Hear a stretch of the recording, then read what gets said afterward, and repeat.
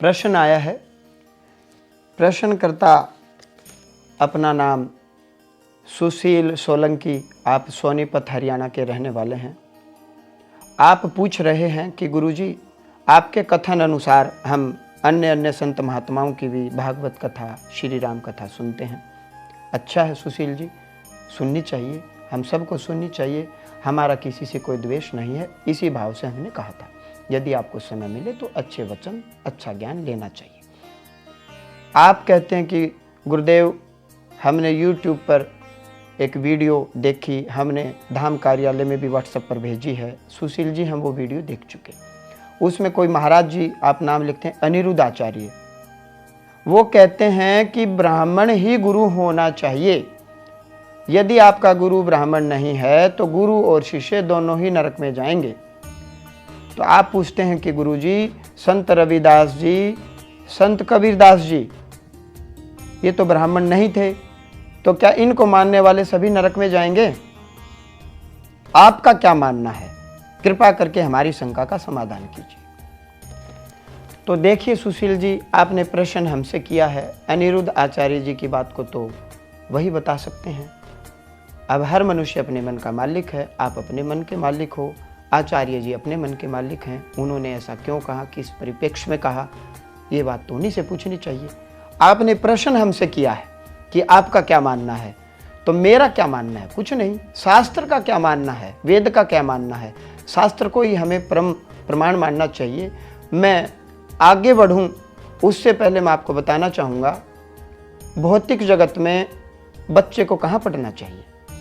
विद्यालय में पढ़ना चाहिए। अब आप पूछोगे कि विद्यालय में किससे पढ़ना चाहिए? अध्यापकों से पढ़ना चाहिए। अब आप कहोगे कि अध्यापक कौन? ये सरकार बताएगी। सरकार ने कोई क्राइटेरिया रखा हुआ है, रिटन एग्जाम दें, इंटरव्यू दें, फिर मेरिट लिस्ट बनेगी और फिर वो अध्यापक सेलेक्ट हो जाएगा। तो अध्यापकों से ही अध्यापन का कार्य हम सीखते हैं, पढ़ते हैं, सुनते हैं, शिक्षा प्राप्त करते हैं। उसी प्रकार से वेदों में भी वेदांत, जो वेदों का जो मेन निचोड़ है, उसी को परम प्रमाण मानना चाहिए। उपनिषदों को ही हम परम प्रमाण माने।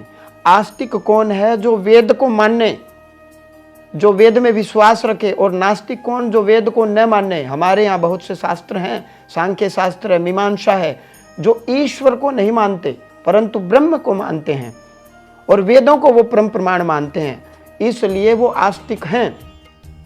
आपने प्रश्न पूछा कि क्या ब्राह्मण ही गुरु होना चाहिए? हाँ, ब्राह्मण ही गुरु होना चाहिए। अब ब्राह्मण कौन? क्या जन्म से कि कर्म से? इसमें वेद और शास्त्र क्या मानते हैं? भगवान ने गीता में स्पष्ट कहा है, अध्याय 18 श्लोक 40, आप देख लीजिएगा, 40, 41, 42, 43, 44। मैं अध्याय 18 गीता जी और श्लोक 41 हिंदी पढ़ रहा हूँ। भगवान श्री कृष्ण अर्जुन को कह रहे हैं, हे परंतप, ब्राह्मण, क्षत्रिय, वैश्य और शूद्रों के कर्म स्वभाव से उत्पन्न हुए तीनों गुणों के द्वारा विभक्त किए गए हैं। स्वभाव से, जन्म से नहीं, स्वभाव से। ऐसा भगवान श्री कृष्ण कह रहे हैं अर्जुन को। स्वभाव की बात आई है, जन्म की नहीं आई। आगे 42 में कह रहे हैं, मन का निग्रह करना, इंद्रियों को वश में करना, धर्म पालन के लिए कष्ट सहना, बाहर और भीतर से शुद्ध रहना, दूसरों के अपराध को क्षमा कर देना, शरीर मन आदि में सरलता रखना, वेद शास्त्र आदि का ज्ञान होना, यज्ञ विधि को अनुभव में लाना और परमात्मा वेद आदि में आस्तिक भाव रखना, ये सब के सभी ब्राह्मण के स्वाभाविक कर्म हैं। इसमें जन्म तो कहीं आया ही नहीं। ये जो स्वभाव है, जो ये गुण बताए हैं, ये संत रविदास जी में थे, ये संत कबीरदास जी में थे, अतः वो ब्राह्मण थे। अब उनका जन्म किस माँ के गर्भ से हुआ? हमारे यहाँ वेद शास्त्र में कहीं भी जाति शब्द नहीं मिलेगा, कुल मिलेगा, खानदान मिलेगा।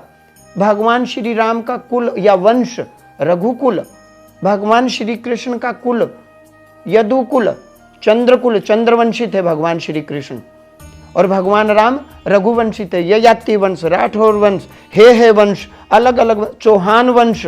तो कुल और वंश का जिक्र है और उसी को भगवान ने गीता जी में स्पष्ट कहा गया। इसके पश्चात भगवान जी कह रहे हैं, जिसमें शूरवीरता हो, तेज हो, धैर्य हो, जो प्रजा के संचालन आदि की विशेष चतुरता रखता हो, जो युद्ध में कभी पीठ न दिखाए, जो दान भी करे और शासन करने का जिसका स्वभाव है वह क्षत्रिय है। आगे भगवान जी 44 में कह रहे हैं, खेती करना, गायों की रक्षा करना या व्यापार करना, ये सब के सब वैश्य के स्वाभाविक कर्म हैं तथा चारों वर्णों की सेवा करना ही शूद्र का स्वाभाविक कर्म है। क्यों? मजदूर कौन होगा? जो कम पढ़ेगा, जिसकी बुद्धि अभी पूर्ण रूप से विकसित नहीं है, विद्यालय में वो कभी गया ही नहीं, गया भी तो माँ सरस्वती की कृपा नहीं हुई, गुरु जी का ज्ञान उसकी बुद्धि में नहीं आया, पढ़ाई में इतना इंटेलिजेंट नहीं है, और जिसकी बुद्धि भी पूर्ण रूप से विकसित नहीं है, तो ऐसा व्यक्ति मैं आपसे पूछ रहा हूँ क्या करेगा? मजदूरी करेगा। तो वह मजदूर वर्ण में आएगा। जिसको हमने कहा है वो सेवा ही तो करेगा, बिल्डिंग बनाएगा, रोड बनाएगा, खेत खलियान में मजदूरी करेगा, दिहाड़ी करेगा। तो आप गीता जी की बात को परम प्रमाण माने, संत रविदास जी, संत कबीरदास जी या अन्य महात्मा का कुल क्या था, खानदान क्या था, उनका जन्म किस कुल और खानदान में हुआ, हो सकता है किसी के पिताजी शराब पीते हों।